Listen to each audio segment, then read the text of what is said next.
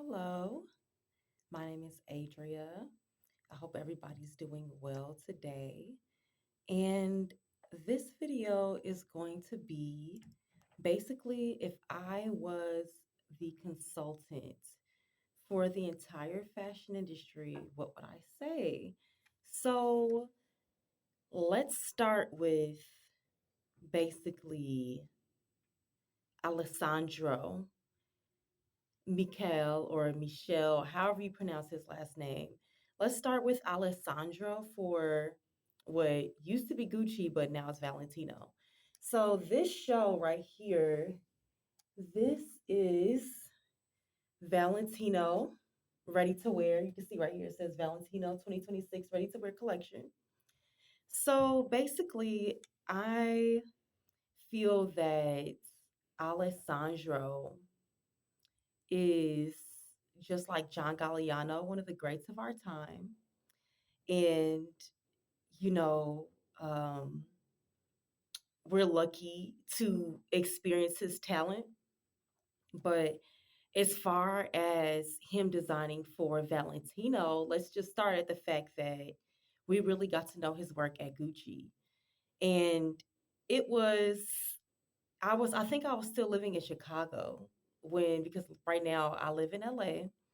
And I think I was still living in Chicago because I will never forget this like beautiful, gorgeous window display at I think it was like a Gucci store on Michigan Avenue, like towards like the beach downtown. But it was just this beautiful display, and I just will never forget the bag and his use of the rainbow and colors in the beloved. And one thing I know about Alessandro is the fact that his storytelling at Gucci was so excellent that you know that there's an excellent creative director at the helm when people that don't even care about fashion become sucked into the story of the brand and they become sucked in. They get sucked into the story of the brand as if they're fashion enthusiasts, regular people on the street, just regular everyday, as Cardi B says, regular people. When regular people get so sucked into the brand that everybody's raving about this brand, they don't know who the creative director is. People like me, people that are into fashion, probably people like us, you that are watching the video, you love fashion, you're into it, so you probably saw the collections and was just like, who is this? But the way that you know that there's an effective creative director at the helm of that house and that house is doing something right is when the streets is raving about the brand again.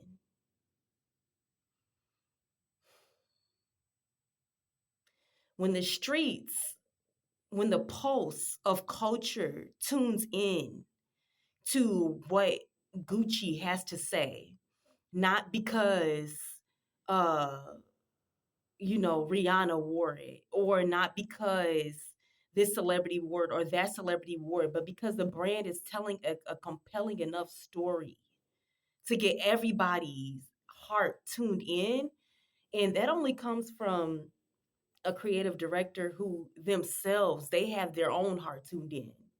That only comes, this moment only comes from when the creative director themselves, they are so tuned into their role, they are so tuned into their vision for that house that they create such a sweeping vision that sweeps the whole culture up into it. Okay, so that is exactly what Alessandro had done at Gucci. That is exactly what Alessandro had done at Gucci. And if I was the consultant for the whole entire fashion industry, I would say get him back at Gucci.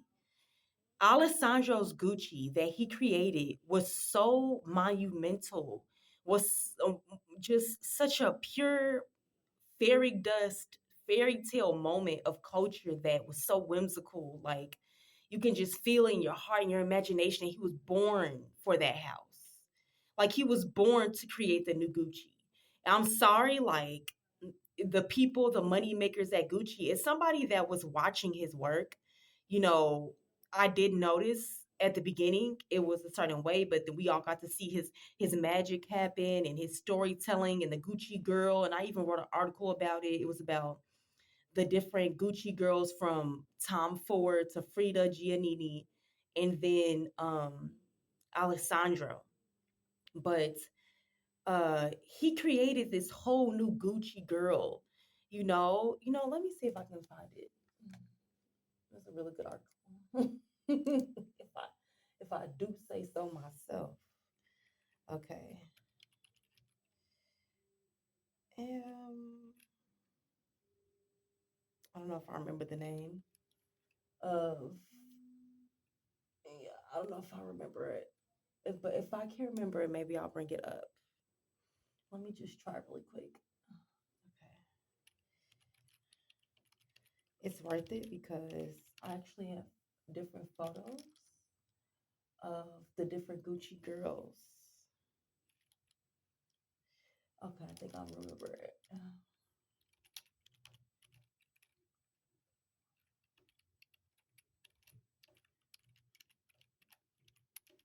It was incredible. That moment. Okay, yeah, this is my old portfolio. A lot of work in there. You guys see, I'm actually a fashion designer. I'm a fashion designer. Before I was doing fashion design, I was doing um, fashion photography and e-commerce. I had made a whole fashion website, and I had done street style, sold vintage clothing. It was reporting on trends. So this has been something I've been doing and keeping up with for a long time. And I actually started studying the runways when I was like 16 years old, probably like 15 years old.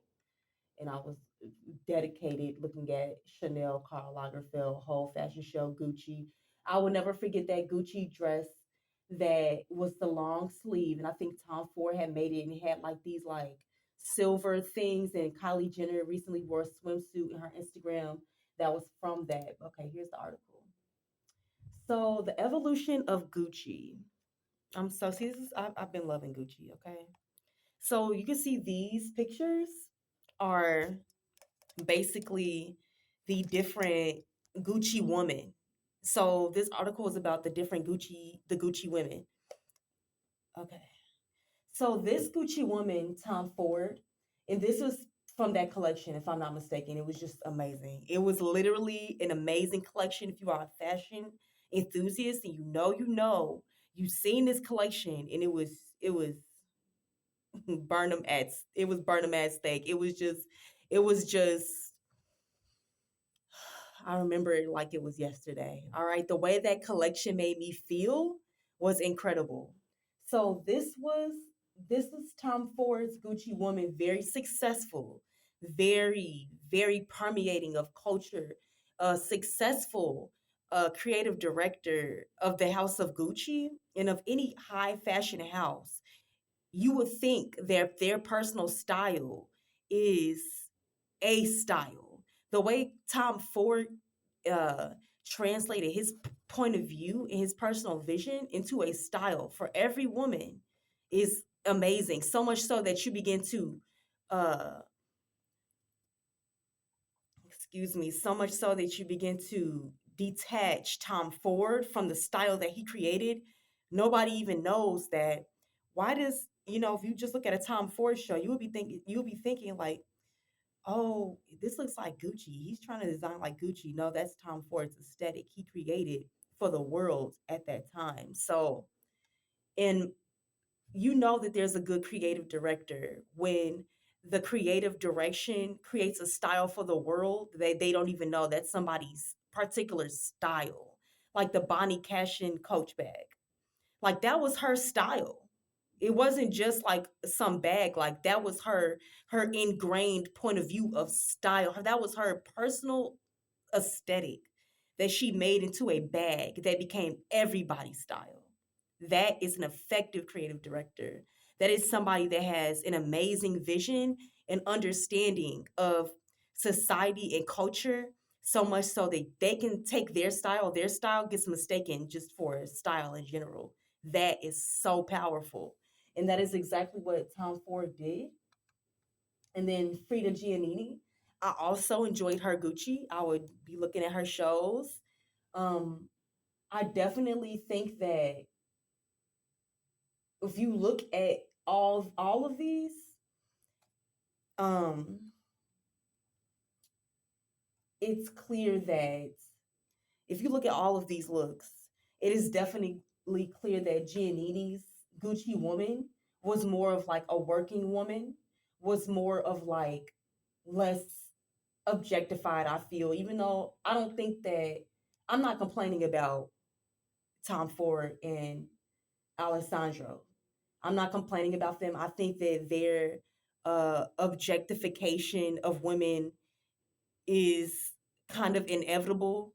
Um, to a certain extent as a man. So as a male designer designing for a woman, I do think to a certain extent it will be inevitable. It's some extent to objectify uh, the woman that you're designing for. And I feel like you can clearly see that the Giannini Gucci woman was a very functional. She was designing from the point of view of a woman, and I think that that's just very clear because these two look more fantasy. This looks like a fantasy, and this looks like a fantasy, and this looks like a function. So you can clearly see that there's definitely a difference between when a man designs and when a woman designs. But as for Alessandro's Gucci woman, his Gucci woman, I really liked the use of glasses. We can see that also Ford, he used the glasses.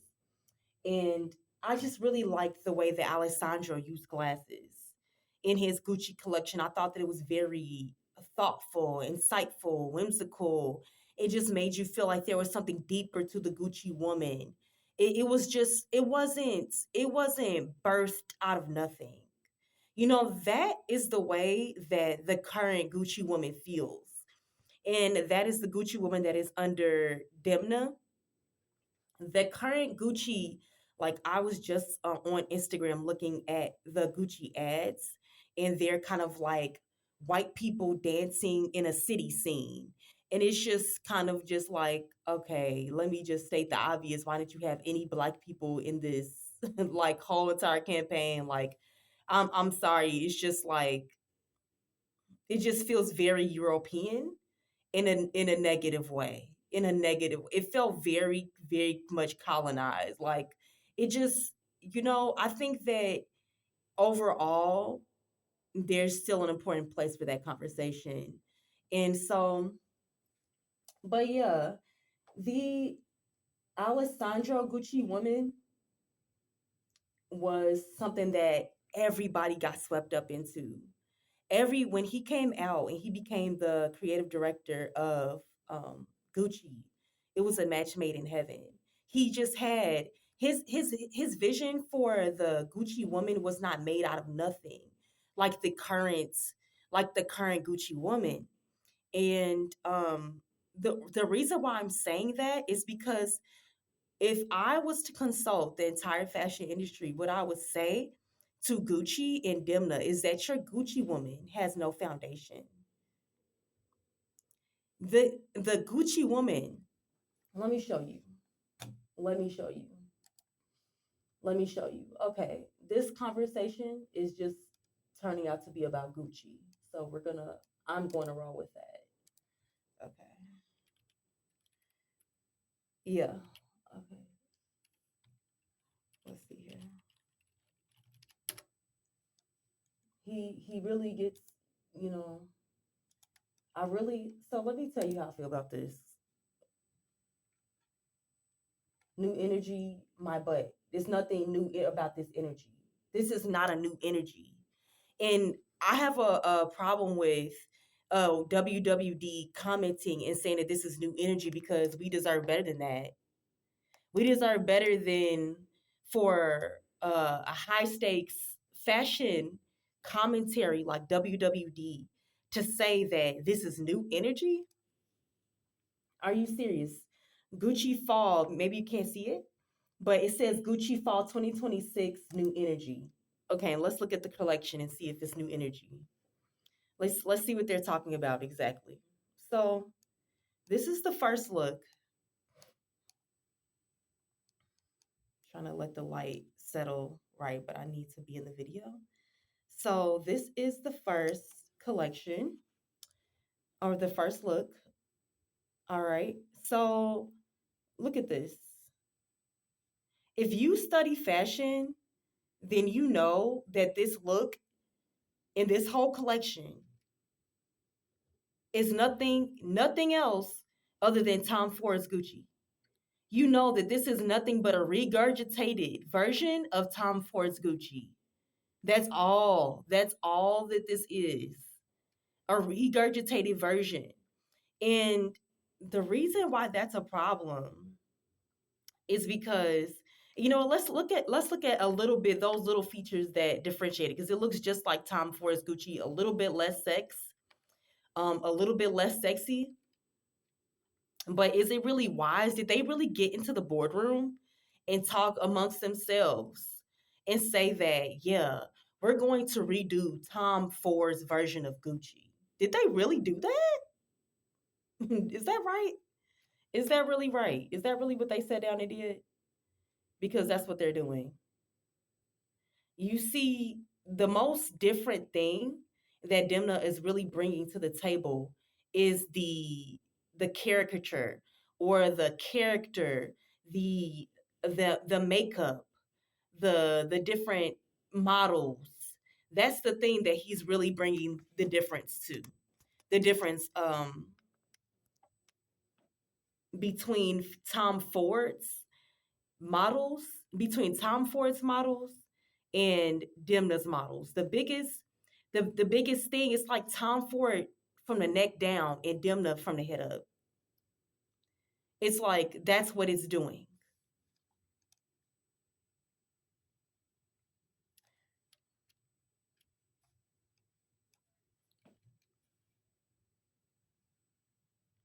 Hopefully you can see it. So these looks, what I when I say that this Gucci woman has no foundation, understand what I mean when I say that. My critique of the current Gucci, my consultation for the fashion industry, for Gucci, for the house of Gucci, bring Alessandro back. That's the best thing that you can do. And let me tell you exactly what to do because I know. I know exactly what you need to do. Demna needs to go back to Balenciaga. You can't just pair. You can't just do that. Okay? Demna's vision. Demna's vision, we saw a great, he cast a beautiful vision of what Balenciaga could be. But when it comes to Gucci, the Gucci woman that he's created has ties to nothing. She has no cultural foundation. She has nobody feels her. Nobody feels like they could be her because nobody is her. You know why? Because that is Tom Ford's figment of his imagination, not Demna's. So how could Demna create this woman, a Gucci woman with a significant enough stamp on culture? Could never be made. A Gucci woman from this this Demna, from Demna designing at Gucci, doing it from this perspective and this point of view, he could never create a Gucci woman that will permeate culture from this perspective because a a house a house's woman that permeates a culture like the Chanel girl or the Chanel woman or the Gucci woman or the Prada woman. You know, if they're gonna actually permeate culture, they have to come from that character has to come from that character's heart, and that character is Dimna. If the character of the Gucci woman has to come from his heart, he has to already have seen her, felt her, so all of us could feel her. All he's doing is regurgitating what Tom Ford felt, and he doesn't know what Tom Ford felt. He doesn't have Tom Ford's background. So how can he regurgitate a Tom Ford Gucci woman to us? He can't. He cannot regurgitate a Tom Ford Gucci woman. with Demna makeup. He can't do that. That's not this impossible. This woman, although entertaining, although the Gucci woman right now is, she's a little entertaining. This is kind of cute, but I mean, is it really that cute when it's still so super Eurocentric? It's still so Eurocentric. I don't care if they have black people. It's Eurocentric. The whole thing is Eurocentric. It feels so Eurocentric. It doesn't feel like, it feels very stale. It feels very cold. It doesn't have a heart. It's just very much like, it just feels very just detached. It feels very detached. So it's cute, you know? These looks are cute, but these looks are, they're not making a statement on anything. This is nothing really anything that he had to say that we needed to hear. Okay? This is nothing. This is nothing. As cute as it is, it doesn't matter. It doesn't matter. So that would be my consultation for the whole entire, if I was to consult the fashion industry, this is what I would say. Put Alessandro back in Gucci. Gucci is where he belongs. But what needs to be done with Alessandro is that he needs somebody to work with. He needs a partner. Okay? He doesn't need to be just like sole creative director. He needs somebody kind of to, you see what I'm saying? Because his Gucci woman, although she was very effective, although she was very whimsical, he definitely painted a clear story for us. But it's almost as if his creative director abilities need to be honed. Okay, it's almost as if they need to be honed because the story that he told, it became kind of like a repetitive story. It became kind of like, if you just continue to follow that Gucci, it started to get very much like overwhelming. There were so many looks. There were like 167 looks, and it was, every look was so overwhelming. And I think that that's a superpower, to be honest. I think that, excuse me, I think that it's a superpower for Alessandro to have this ability to create all of these looks that are so like, let's look here. Right here. This perfect example. But it should be Gucci because you can't take Alessandro from Gucci and then put him at Valentino and just think that our brains are just like, this is Men in Black or something, and we just, our whole memory of what he created at Gucci and the magic that he created, like, that's gone. It's not gone. Everybody still feels like this is Gucci. It's like cognitive dissonance. It's like experiencing cognitive dissonance when you see Alessandro's Gucci with Valentino name over it. This is Alessandro's Gucci.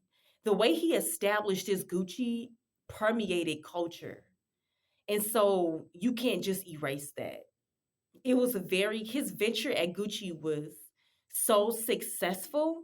It was so successful that you can't just forget that. You can't just wipe that away. You can't just erase that. You can't just act like that didn't happen. He just revived the house of Gucci. He just gave Gucci cultural relevance again. That's what Alessandro did. So you can't just take that and just move that over to Valentino and say, oh yeah, this is our look now. Like, what do they think, that we're stupid? Like, are they not calculating how powerful emotionally that story is that Alessandro generated for us at Gucci? They think that that doesn't matter.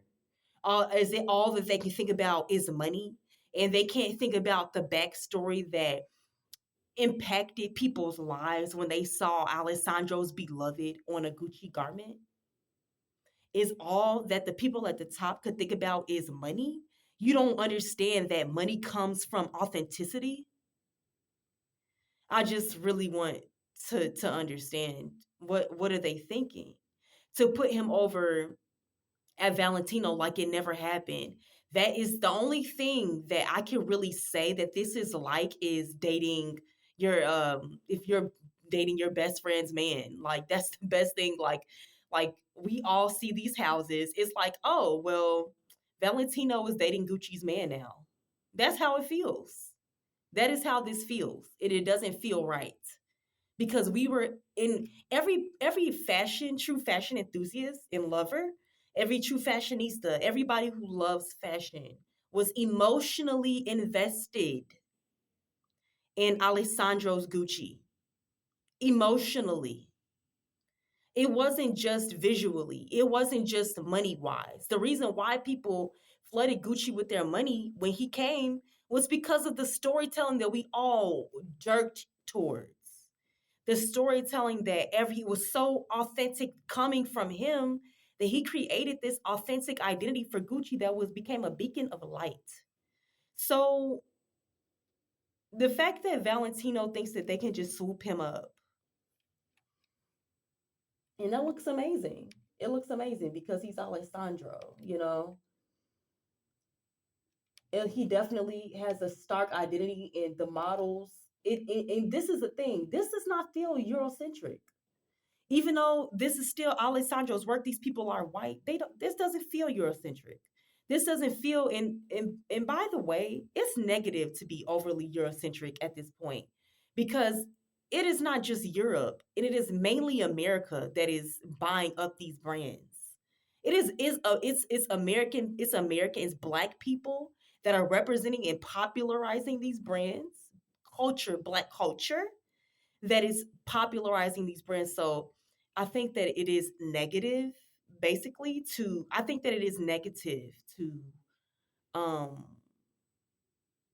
I think that it is negative to have a brand be overtly Eurocentric because that is very uh sterile. It is very cold and it is very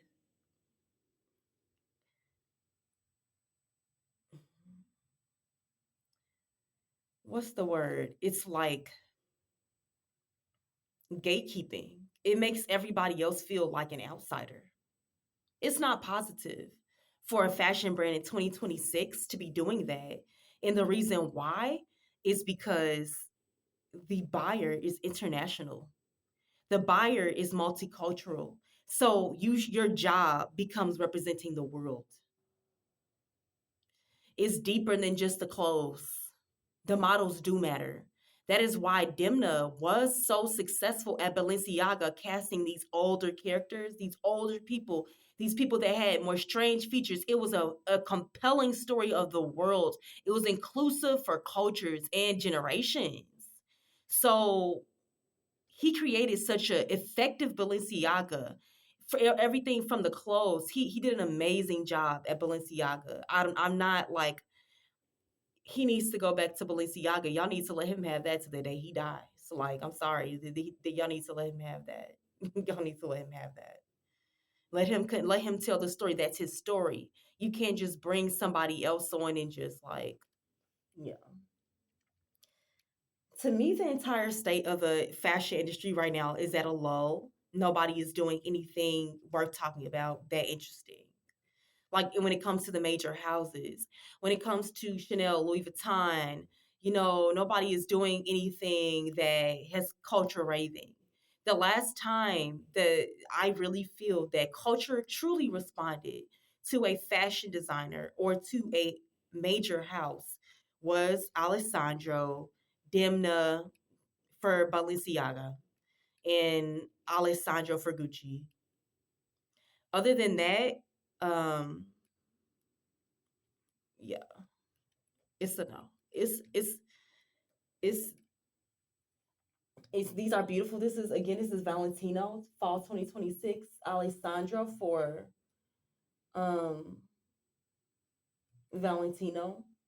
And once again it's giving Gucci because the reason why I'm saying that, and it just goes back to what I said at the beginning. When a designer, when an effective creative director casts a vision and uses their personal style to create a style for that brand, so synonymous that now this isn't Alessandro, this is Gucci.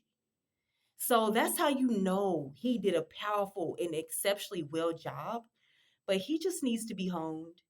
He just needs to be honed as creative director. He just needs his powers to be guided. That's all. That's all. Put him back in Gucci. We can solve this and we can all move forward. Yeah. So this video at this point is 30 minutes. And I think I'm going to end this video. Yeah. So once again, absolutely beautiful work. But it shouldn't have Valentino's name on it. They it- the major problem that I have with the contemporary fashion industry is that I don't think that it's about storytelling anymore. It's all about money. It's all about money.